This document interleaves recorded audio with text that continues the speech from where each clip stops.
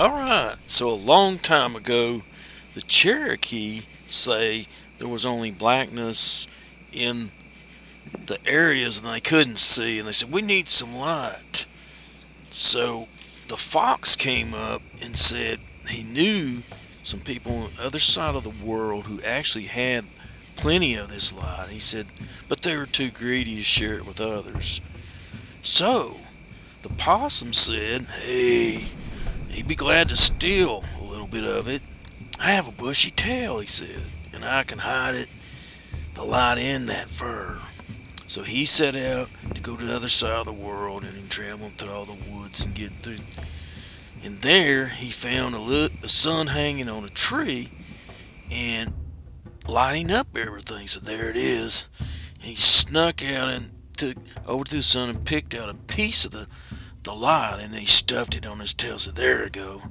Should be able to get out of here now. But the light was so hot it burned all his fur off. Oh man, that doesn't feel good.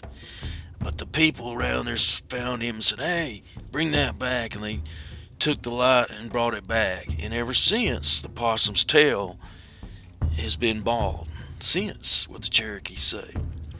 So then the buzzard came up with a wise idea. He said, "Let me try. I know better than hiding my tail. I'll put it on my head." That's good thinking.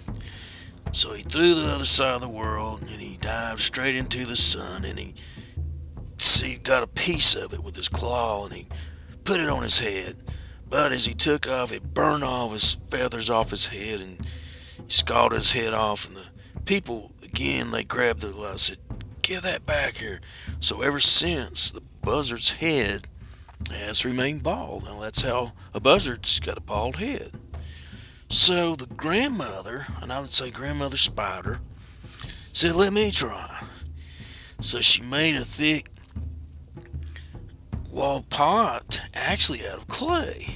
And next she spun a web and all the way across the other side of the world.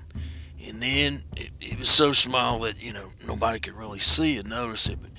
So she quickly, snatched a piece of the sun when she got over there, and she stuck it down in the clay and then scrambled back along one of the strands and made her journey all the way back. Now the other side of the world had light thanks to Grandmother Spider here.